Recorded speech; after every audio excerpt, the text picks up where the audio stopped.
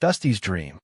The stable air, thick with the reek of cured hay and equine musk, clung to Dusty Rivers as he groomed Belle, a chestnut mare whose coat shimmered faintly in the diffused morning light filtering through the barn's-age planks.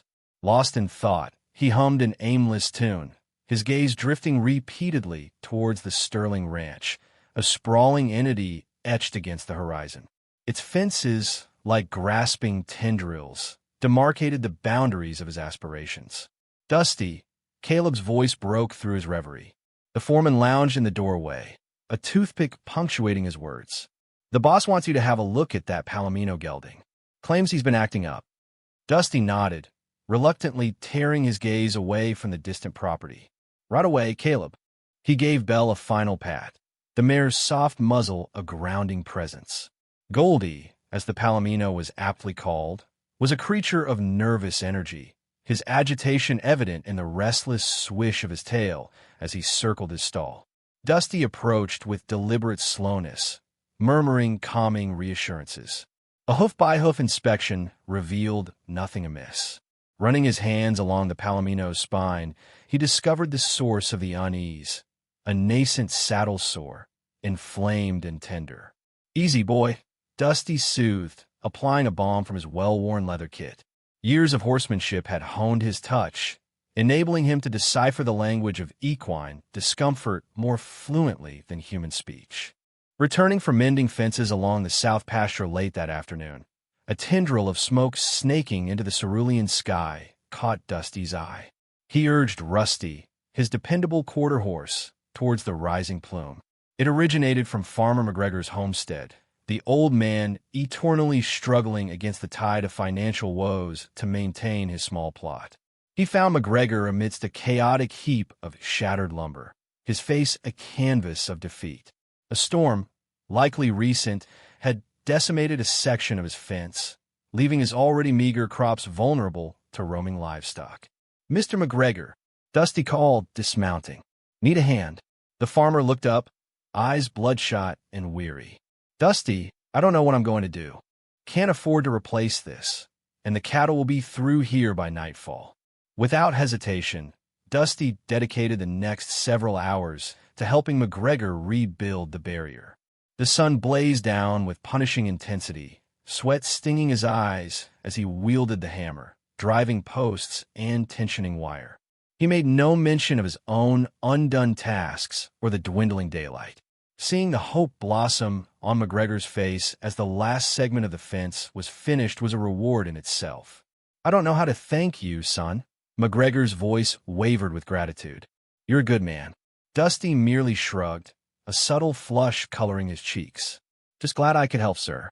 That night, utterly spent yet strangely fulfilled, Dusty settled into his bunk in the crowded bunkhouse. The chorus of snores emanating from his colleagues enveloped the room, yet sleep evaded him. His thoughts, a carousel of images from the day, spun endlessly. The far-off Sterling Ranch, the despair etched on Farmer McGregor's face. Finally, he closed his eyes, and slumber ushered him into a dream. He stood on land that was indisputably his. The sun, a warm caress on his skin, and a gentle breeze whispering through the swaying fields of tall grass. The air was infused with the earthy perfume and the delicate sweetness of wildflowers. Horses grazed contentedly in the distance, their coats reflecting the sunlight like burnished treasures. A modest house, constructed of solid logs, emanated a welcoming warmth with smoke spiraling lazily from its chimney. It was unpretentious, yet profoundly his own. As he walked toward the house, an encompassing sense of serenity washed over him. A woman stood on the porch, her smile radiating like the dawn. He couldn't discern her features, but he instinctively knew she represented the missing piece of his heart. A dog's bark, followed by the joyous peals of a child's laughter, filled the air. It was a life defined by diligence, yet brimming with love and contentment. A life he yearned for with every fiber of his being. Abruptly, the dream faltered. The colors muted, the sounds receded, and the woman dissolved into nothingness. He was left marooned in a desolate void, the vision fading like grains of sand slipping through his grasp. He jolted awake, the bunkhouse cold and hushed. The residue of the dream lingered, a poignant reminder of his deepest desires. He understood it would necessitate more than just dreams to make this a reality. It would demand relentless effort, personal sacrifices, and, perhaps, a touch of fortune. The golden nugget. The rhythmic thump of the sewing machine echoed through the golden nugget, a counterpoint to the raucous laughter and clinking glasses. Serafina Moreau hunched over her work table, the lamplight highlighting the delicate embroidery she was adding to a crimson dress. Her fingers, nimble and quick, danced across the fabric, transforming a simple garment into a work of art. But the beauty she created felt like a gilded cage.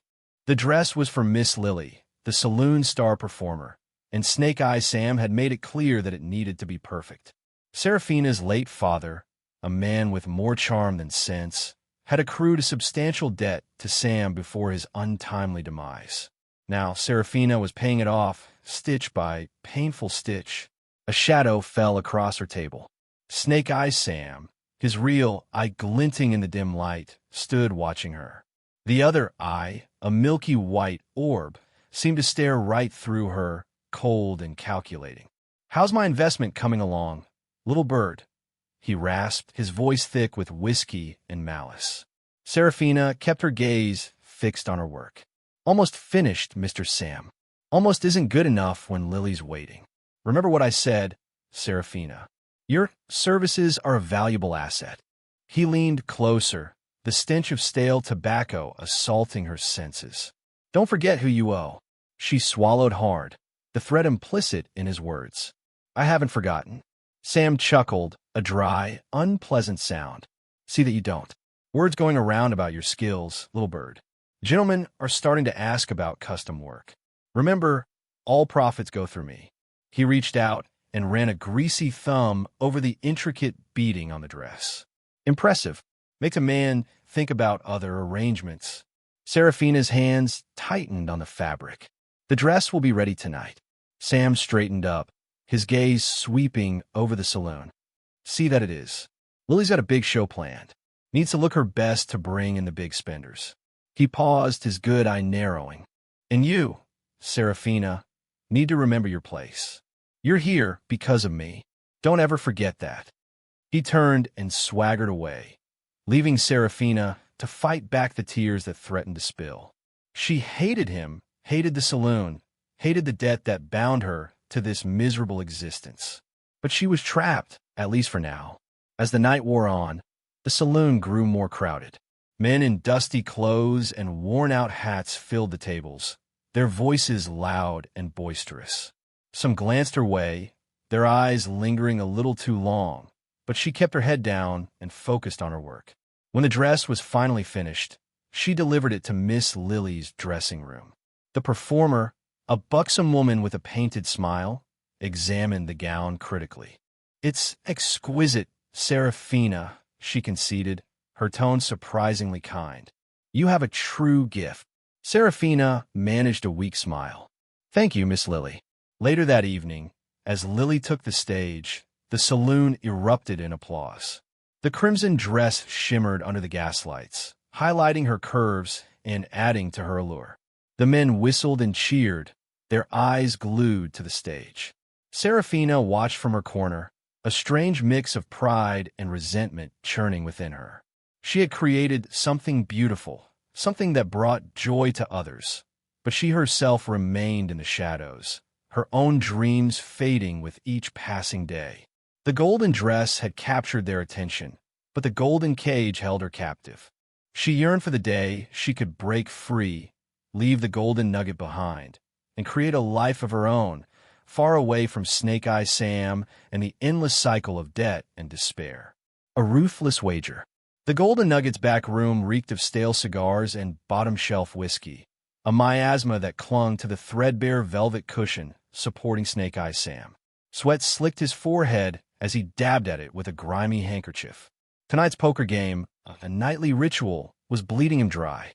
Across the emerald felt sat a disreputable collection, a beefy cattle baron sporting a diamond that could choke a robin, a shifty-eyed railroad man with nervous tics, and Dusty Rivers, paling visibly. Sam's legendary luck had evaporated. His once imposing chip stack had shrunk to a meager mound, his bluffs telegraphed with the subtlety of a foghorn. Thornton, the cattle baron, rumbled with amusement. Feeling the squeeze, Sam? Perhaps discretion is the better part of valor. Folding was anathema to Sam. He craved the edge of risk, the adrenaline of chance. But tonight, the stakes felt like a hangman's knot. His gaze darted to the depleted cash pile before him. His saloon, his livelihood, and his pride was teetering on the edge, and other valuables were in play. Just getting warmed up, Thornton, Sam rasped. He splashed whiskey into his glass, the cheap spirit scorching its way down. Relief remained elusive. Another hand was dealt. Queens. Serviceable, but hardly stellar. Thornton shoved a veritable Everest of chips into the pot. The railroad man's face briefly registered disappointment as he folded. Dusty Rivers hesitated, brow furrowed in concentration. He studied his cards, then the towering wager. With a sigh, he surrendered his hand. All eyes turned to Sam. Reason dictated a fold. Thornton likely held a commanding hand. But wounded pride and growing desperation screamed otherwise. He had to win. He had to reclaim his losses. He had to. His gaze locked on the doorway. Serafina stood framed there, her face ashen in the dim light.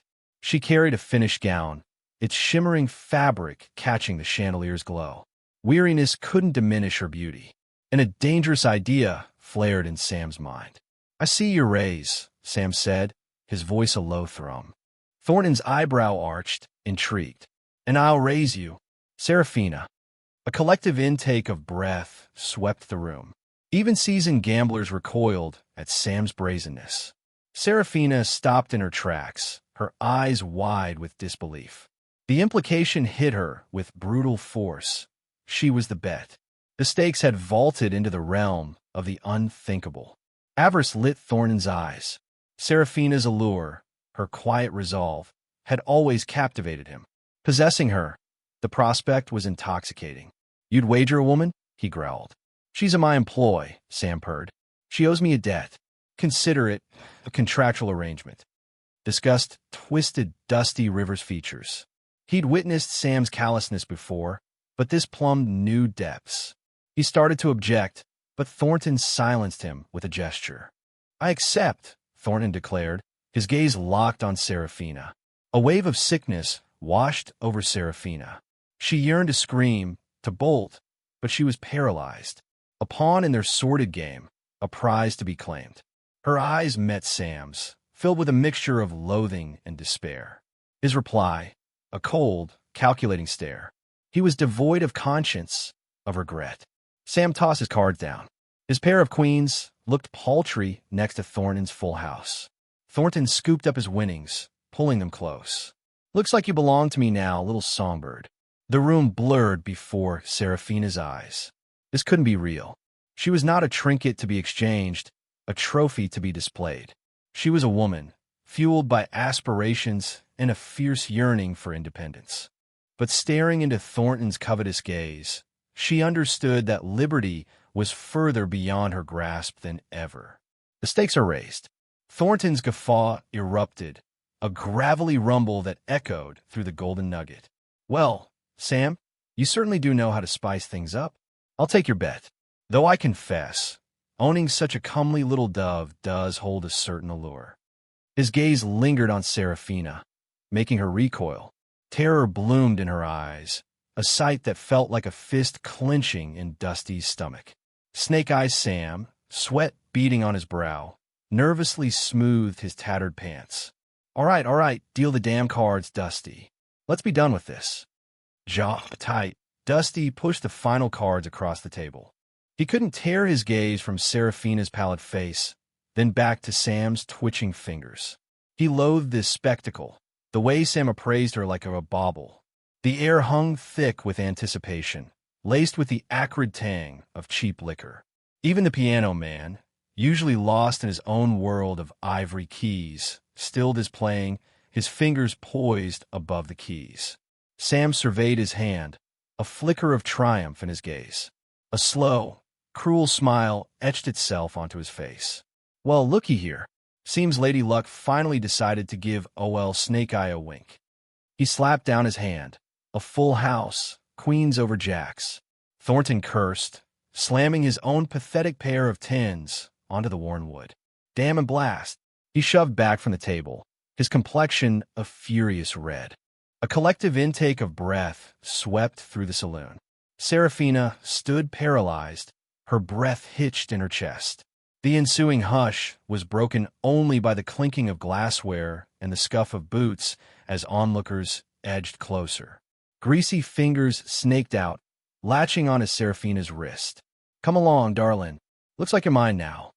Sam yanked her closer, his grip surprisingly firm. Her eyes locked with Dusty's, conveying a raw, silent appeal that resonated deep within him. He noticed the delicate network of veins beneath her translucent skin, the tremble of her lower lip. A wave of visceral anger washed over him, a feeling dormant since his father's land had been wrested away. He balled his hands into fists, knuckles bone white. This was wrong. Utterly, fundamentally wrong. He rose, slow and deliberate, the screech of his chair against the floor slicing through the taut atmosphere. Every eye in the room swiveled toward him. "Sam," he said, his voice a low growl. "That ain't right." Sam snorted a harsh, unpleasant sound. "Ain't right? What's not right, Greenhorn? I won fair and square. She belongs to me." He tightened his hold on Serafina, daring Dusty to interfere. "She ain't something to be won or lost," Dusty countered, his gaze unwavering. "She's a person." Thornton, still seething, scoffed. "But out, kid. This is between Sam and me." Dusty ignored him, his focus locked on Sam. "Let her go." Sam's smile evaporated, replaced by a cold, calculating glint. "You gonna make me, are you, kid?" He indicated the room, packed with hardened men, many indebted to him. Dusty's hand hovered near his holster. He knew the odds were stacked against him. He was likely outgunned, maybe even outmaneuvered. Yet, he couldn't simply stand idly by. He wouldn't abandon her.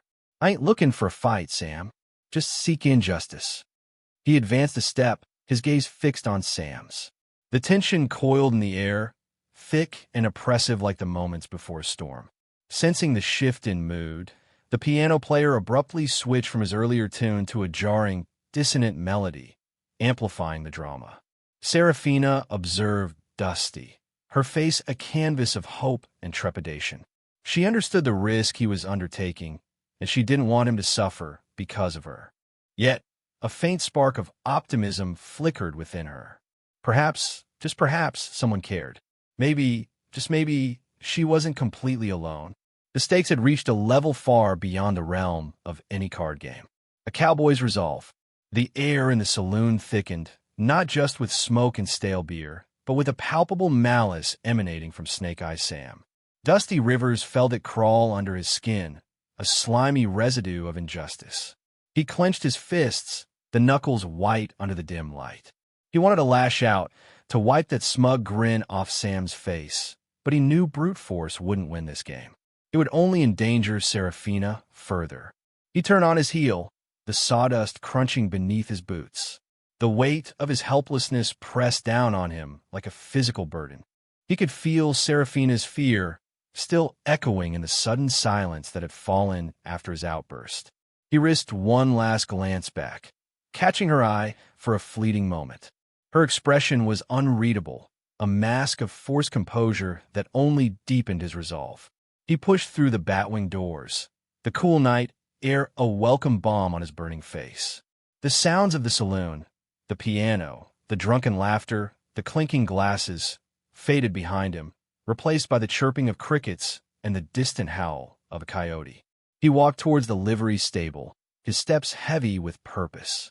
"Easy there, boy," he murmured, stroking the velvety nose of his horse, a sturdy Appaloosa named Apache. The horse nuzzled his hand, sensing his unease. "We got ourselves a situation, Apache. A real mess." He leaned against Apache's flank, gazing up at the star-dusted sky. The vastness of the open range seemed to mock his powerlessness. He had little money, no influence, and a whole lot of righteous anger. But that anger, he realized, was a weapon in itself, a fire that could forge a path through the darkness. "That lowlife, Sam," he spat, the name tasting like ash in his mouth. "Treating a woman like she's a trinket, a damn poker chip. It ain't right, Apache. It just ain't right." Apache shifted, his breath warm against Dusty's neck. He knew the horse wouldn't understand the intricacies of the situation, but he understood the tone, the raw emotion. Apache had always been a good listener. Dusty ran a hand through his hair, the cool night air doing little to quell the heat of his frustration. He needed a plan, a strategy. Rushing in guns blazing would be suicide, and it wouldn't guarantee Serafina's safety. He had to be smarter, more cunning than Snake Eyes Sam. He paced back and forth in front of the stable, his mind racing. He had a few friends in town, men he trusted, but asking for their help would put them in danger too. Sam had a reputation for being ruthless, and he wouldn't hesitate to retaliate. He thought of his meager savings, tucked away in a strongbox beneath his bedroll. It wouldn't be enough to buy Serafina outright, even if Sam was willing to sell her, which he doubted. Sam wanted power, control. Serafina was a symbol of his dominance, a trophy to be flaunted. He stopped pacing, a flicker of an idea igniting in his mind. It was a long shot, a desperate gamble, but it was the only option he could see. He would have to play Sam at his own game, use his own vices against him. He looked at Apache, a renewed sense of determination hardening his gaze. "We're going to need some help, boy," he said, his voice low and resolute. "But not the kind you might think." He spent the next hour meticulously cleaning his rifle, the familiar routine calming his nerves. He checked his ammunition, sharpened his knife, and oiled his saddle. Every action was deliberate, purposeful. He was preparing for war, a war against injustice, a war for Serafina's freedom. As the first rays of dawn began to paint the eastern sky, Dusty saddled Apache and rode out of town. He wasn't sure where he was going or what he would find, but he knew one thing. He wouldn't rest until Serafina was safe. He was just a cowboy, with little more than his horse, his gun, and his unwavering resolve. But sometimes that was all it took. Desperate measures. Dusty strained as he lifted the saddle from Buck's weary back, the worn leather a familiar comfort against his thigh. Intricate designs, a silent chronicle of sun-baked cattle trails, starlit nights, and sudden deluges adorned its surface. More than a mere saddle, it was a tangible piece of his history. He led Buck to the water trough, the horse's velvety muzzle brushing his shoulder. "Sorry, old friend," Dusty rasped, regret lacing his voice. "It can't be helped." At the mercantile, Jedediah, peering over his spectacles, gave the saddle a long look. "That's a handsome piece, Dusty. Sure you want to part with it?" Dusty simply nodded, avoiding the storekeeper's knowing eyes. "Need the cash, Jed." "Complications." Jedediah ran a calloused thumb along the stitching. "Well cared for. I can offer. $70. Dusty's throat tightened, less than hoped, yet haggling felt impossible. "That'll work." The bills felt flimsy, offering little solace against the growing emptiness as he left the store. A pittance, barely a ripple in Snake Eye Sam's overflowing coffers. He needed far more. He found Caleb repairing fences by the creek. "Caleb, I need a huge favor." The lean rancher with a gentle gaze rested on his hammer. "What's eating at you, Dusty?" Dusty spun a tale, omitting Serafina's name, but emphasizing the urgency of needing a loan. A business venture, he claimed, a golden opportunity. Caleb listened, his expression unwavering. "My pockets aren't deep, Dusty, but you're a decent man. How much do you require?" "Anything you can spare. I'll repay you soon as I can." Caleb disappeared into his humble abode, reappearing moments later with crumpled bills. $30. It's all I have." Dusty clasped Caleb's hand, profound gratitude evident in his weathered face. "I'm more grateful than you know." He sought out Maggie next, the widowed baker known for her warm smile and flour-dusted apron. "Maggie, I'm in a tight spot, Dusty began, a wave of guilt washing over him. Maggie's brow furrowed with concern. Goodness gracious, Dusty, what troubles you? Again, he told his carefully constructed story, skirting the truth. Ever the benevolent soul, Maggie retrieved a twine-tied pouch from her cookie jar. Here, she said, pressing it into his hand. $20. It's not much, but it's all I can offer. Dusty's face was lined with heartfelt appreciation as he thanked her repeatedly. Even with the meager sum, his resolve solidified. Back in his Spartan cabin, Dusty laid the money on his wobbly table. 70 from the saddle, 30 from Caleb, 20 from Maggie. Adding his own pitiful savings, a rainy day fund of $15. $135. He stared at the meager stack, hope faltering. A mere speck compared to Snake Eye Sam's wealth. He pictured Seraphina, her eyes wide with dread, and a renewed fire ignited within him. He had to find another path. This was only a start. He would not yield. He would liberate her, even if it demanded a perilous gamble.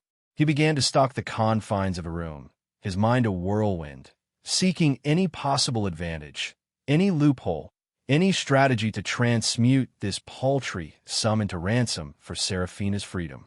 Return to the nugget. Dusty Rivers stared at his reflection in the cracked mirror above the wash basin. The face that stared back was leaner, harder than it had been just days before. The desperation gnawing at him had etched itself into the lines around his eyes, deepening the set of his jaw. He splashed cold water on his face, the shock a momentary distraction from the relentless churn of his thoughts.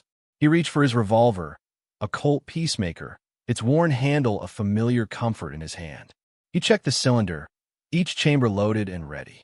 He'd never been one for gunfights, but the thought of Seraphina in Sam's clutches hardened his resolve. He holstered the Colt, the leather creaking softly, a promise of action to come. He couldn't go in guns blazing. That was a fool's errand. Sam had too many men, too much influence. He needed a plan, something more than blind courage. He'd thought long and hard about it, pacing the confines of his small room until the floorboards groaned in protest. The plan was risky, bordering on insane, but it was the only chance he saw. He donned his hat, pulling it low over his brow, a shield against prying eyes and a mask for the turmoil within. Taking a deep breath, he stepped out into the dusty street, the setting sun painting the town in hues of orange and purple. The golden nugget pulsed with life, the raucous sounds of laughter, music, and clinking glasses spilling out into the night.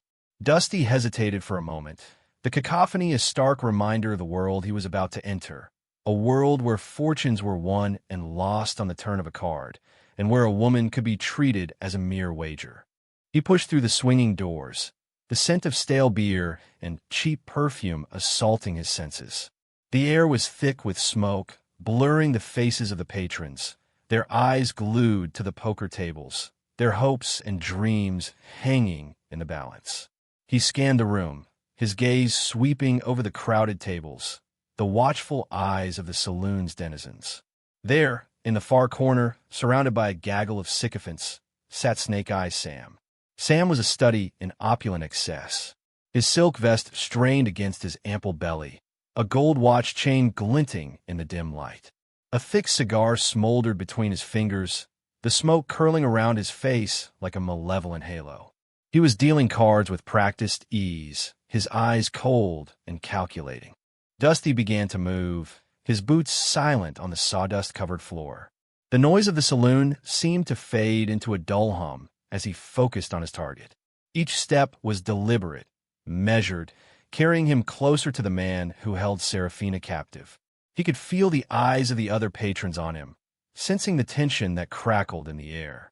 A few recognized him, whispers following in his wake. They knew he was trouble, a storm brewing on the horizon. He stopped a few feet from the poker table, his shadow falling across the green felt. Sam looked up, his eyes narrowing as he recognized Dusty. A slow, cruel smile spread across his face. Well, Sam drawled, his voice like gravel on metal. If it isn't our young friend, Dusty Rivers. Gonna try your luck again. He chuckled, a sound that sent a shiver down Dusty's spine. I hope you brought more than good intentions this time. Dusty met Schamschgage, unflinching. I came for Serafina, he said, his voice low but firm, cutting through the noise of the saloon. The laughter died down. The music sputtered to a halt. All eyes were on them now, the air thick with anticipation.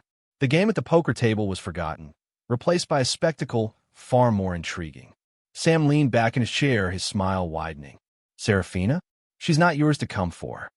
He flicked the ash from his cigar, the ember glowing like a malevolent eye. She's mine, fair and square. Not anymore, Dusty replied, his hand hovering near the butt of his revolver. Tonight, we settle this. Showdown at the saloon. The air in the Golden Nugget thickened, heavy with the scent of stale beer, sawdust, and simmering menace.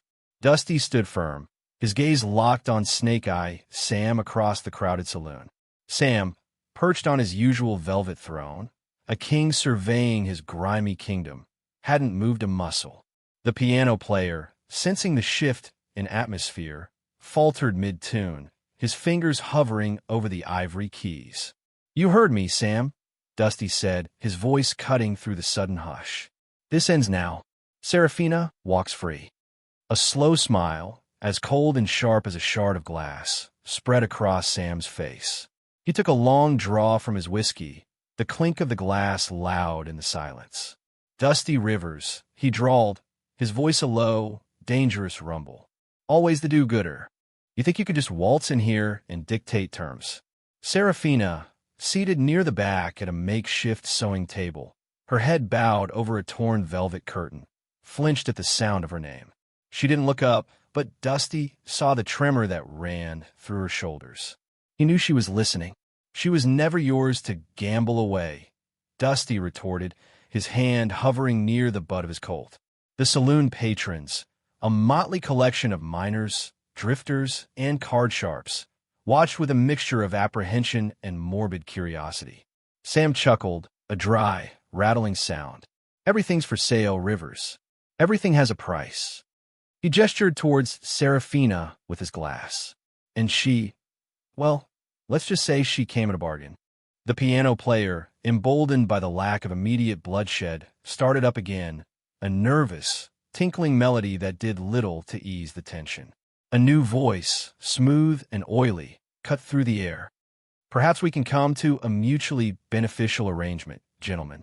A portly man in a pinstripe suit, his face flushed and sweating, pushed his way through the crowd. He carried a heavy valise. Dusty recognized him. A businessman from back east, rumored to be involved in railroad speculation. He'd seen him at the poker table the night Serafina was lost. Sam narrowed his eyes. Stay out of this, Thornton. Thornton ignored him, fixing his gaze on Dusty. I understand you have an interest in Miss Moreau. He mopped his brow with a silk handkerchief. I'm willing to part with her services. For a reasonable price, of course. Dusty stared at Thornton, his disgust palpable. He hadn't anticipated this. He'd been prepared for a gunfight, a brawl, anything but this cold, calculated transaction. You think you could just buy and sell people like cattle? Thornton shrugged, his jowls wobbling. It's business, Mr. Rivers. Pure and simple. Miss Moreau has proven to be quite skilled with a needle and thread. And, shall we say, other domestic tasks. He winked, a gesture that made Dusty's stomach churn. Sam slammed his whiskey glass down on the table, the sound like a gunshot. Enough. I said stay out of it, Thornton. He rose to his feet, his bulk menacing. She's mine. I want her fair and square. Fair? Dusty scoffed. There was nothing fair about it. He shifted his stance, his eyes never leaving Sam's. I'm not here to negotiate, Sam. I'm here to take what's rightfully hers, her freedom. Sam's face darkened, his eyes blazing with fury. He reached for the derringer hidden beneath his waistcoat. The piano music screeched to a halt. The crowd gasped, shrinking back against the walls. You're a dead man, Rivers, Sam growled, his hand tightening around the pistol grip. You and your high-minded notions. Dusty's hand flashed, the Colt appearing in his grip as if by magic. The metallic click of the hammer being cocked echoed through the saloon. The standoff was complete, the air crackling with anticipation. Serafina, Finally raising her head, watched with wide, terrified eyes, her fate hanging in the balance. Escape into the desert. Thornton, his face a hard-edged calculation, quoted a price that sucked the very breath from the air. Dusty met that avaricious gaze, his resolve unyielding.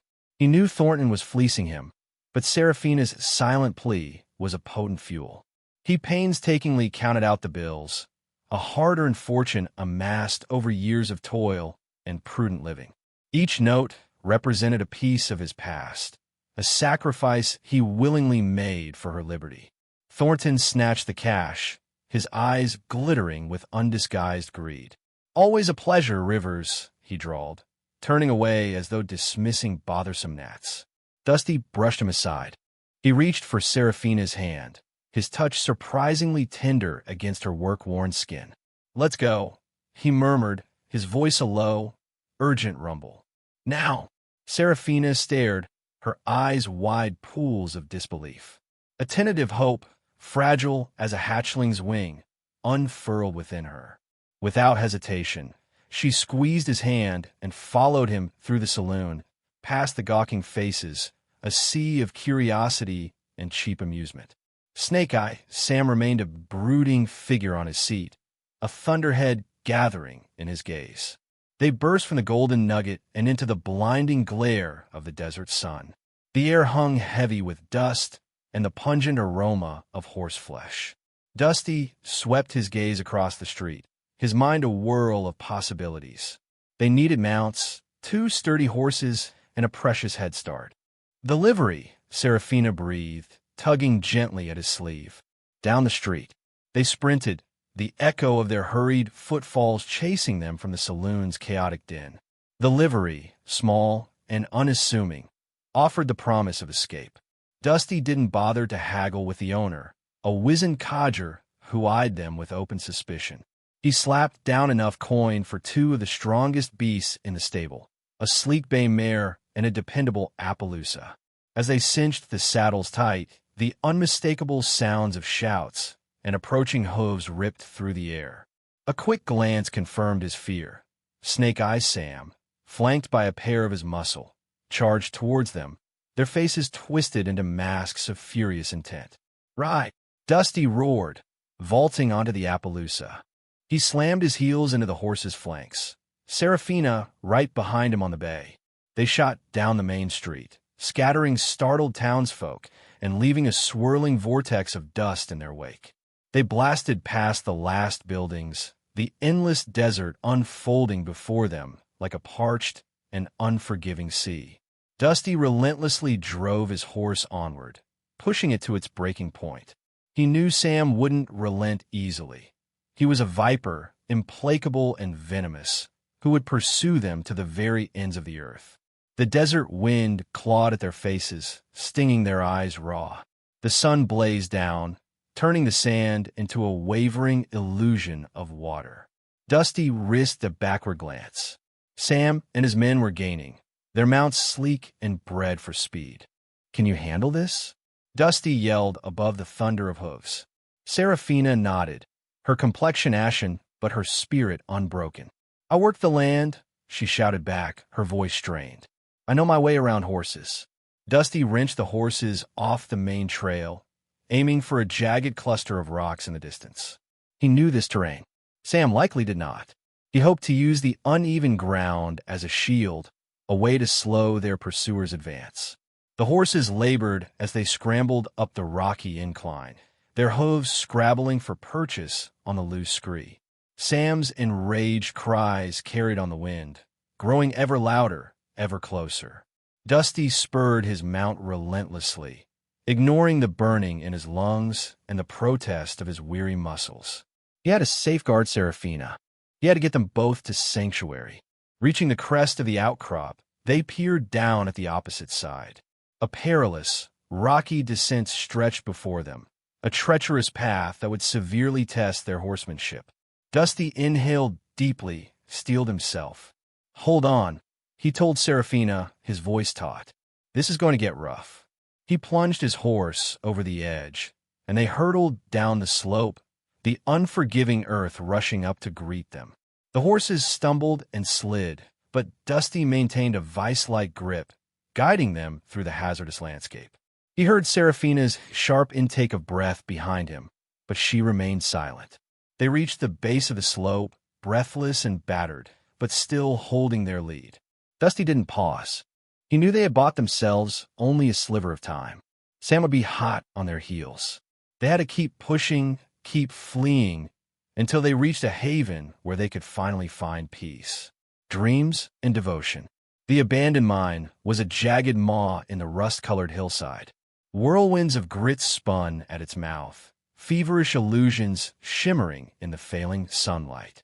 Dusty reined in the horses, their flanks shuddering from the long ride. "Shelter," he announced, his voice sandpaper rough. "Of a questionable kind." Seraphina eyed the inky blackness with apprehension. "Are you certain this is wise?" Dusty swung down, his joints protesting the hours in the saddle. "Better than exposure. Likely hasn't seen pick or shovel in years. Just be alert. Miners aren't the sole inhabitants of forgotten places." He drew his revolver, its steel catching a glint of the fading day, and cautiously ventured inside. A cool, stale breath emanated from within, heavy with the tang of minerals and mold.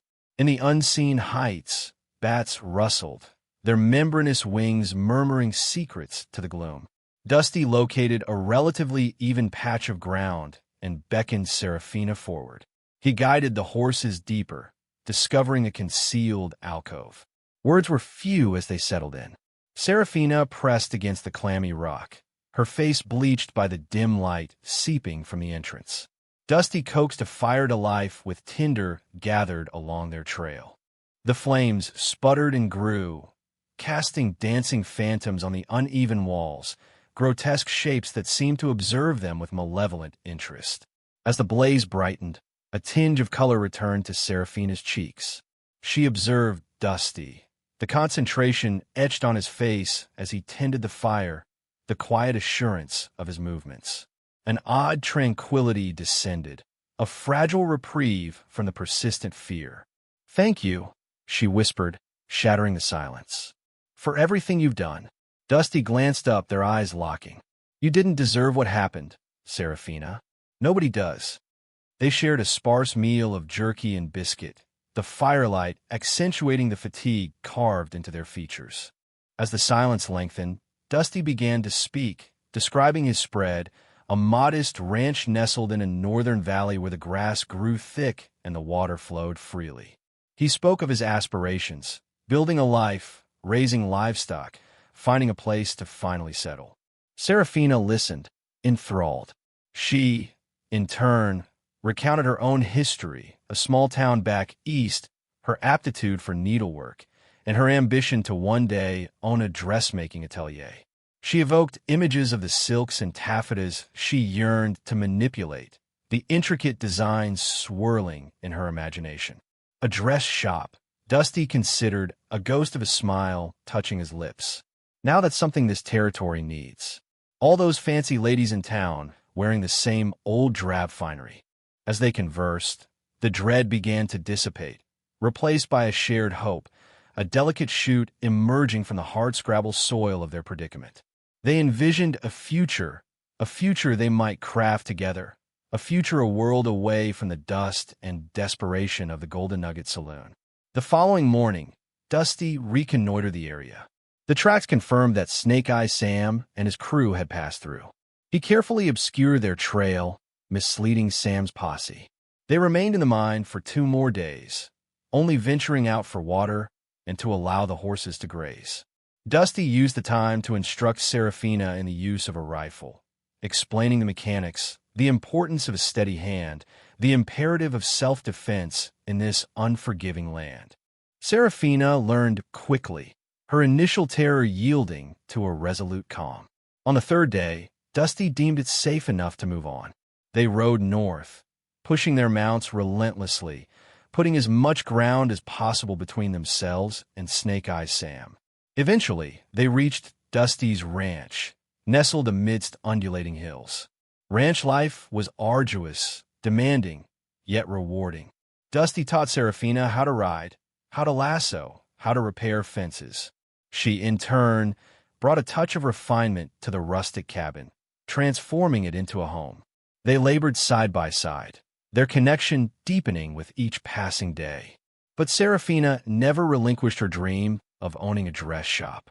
One day, Dusty presented her with a small building in town, a blank slate awaiting her artistry. He had scrimped and saved, motivated by her happiness.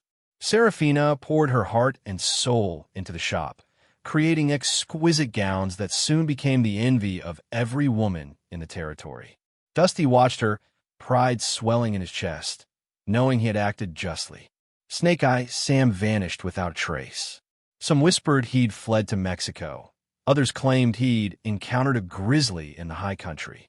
Dusty remained unconcerned. He had Serafina, and that sufficed. Years drifted by. Dusty and Serafina created a life brimming with affection, joy, and toil. Their ranch flourished, her dress shop prospered, and their home was invariably filled with warmth and contentment.